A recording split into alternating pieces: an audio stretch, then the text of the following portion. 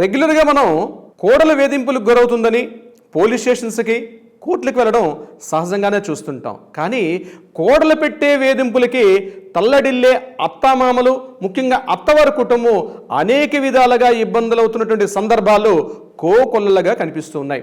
ఏ ఇంటిని టచ్ చేసినా అది పెళ్ళైన ఏడాదైనా, 2 ఏళ్ళైనా, 10 సంవత్సరాలైనా కోడల ద్వారా వేధింపులకు గురవుతున్నటువంటి అత్తామామల యొక్క ఇల్లు అనేకం మా రెగ్యులర్ రొటీన్ లైఫ్లో కూడా మేము చూస్తున్నాం. అనేక కేసులు కూడా మాకు వస్తుంది. అయితే కేవలం ఇంటి కోడలు వేధింపులకు గురి చేస్తుంటే అత్తామామలు కేవలం చూస్తూ ఊరుకోవాల్సిందేనా? వేరే మార్గం లేదా? చట్టపరంగా వాళ్ళకి ఎటువంటి రక్షణ లేదా? ఎగ్జాక్ట్లీ, మీరు ఊహిస్తుంది కరెక్టే. చట్ట ప్రకారంగా ఆ కోడలపైన కూడా మీరు చట్టపరంగా చర్యలు తీసుకునే హక్కు కూడా మీకుంది.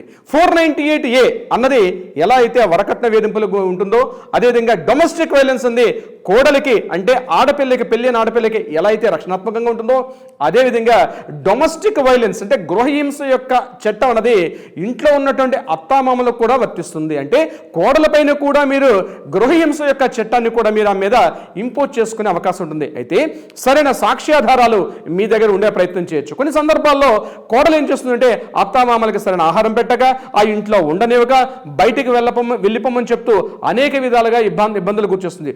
ఒకవేళ మీరు వృద్ధులైతే, అంటే 58 సంవత్సరాలు దాటినటువంటి వృద్ధులైతే మీకు సీనియర్ సిటిజన్ యాక్ట్ 2007 ప్రకారం కూడా మీకు రక్షణ చట్టం ఉంది. దీనికి మీరు కోర్టులో ఎక్కాల్సిన అవసరం లేదు. కోర్టు గుమ్మాలని అడ్వకేట్ సంప్రదించాల్సిన అవసరం కూడా లేదు. డైరెక్ట్గా మీరు రీజనల్ డెవలప్మెంట్ ఆఫీసర్, అంటే ఆర్డీఓ అంటారు. ప్రతి మండల కేంద్రంలో కూడా కొన్ని మండలాలకు ఒక ఆర్డీఓ ఉంటారు. ఆర్డీఓ గారిని నేరుగా సంప్రదించండి. ఆర్డీఓ గారికి వినతి పత్రాన్ని సమర్పించండి. ఆర్డీఓకి మన తెలంగాణ రాష్ట్రంలోను, ఆంధ్రప్రదేశ్లో కూడా ఫస్ట్ క్లాస్ మ్యాజిస్ట్రేట్ పవర్స్ అని ఇవ్వడం జరిగింది.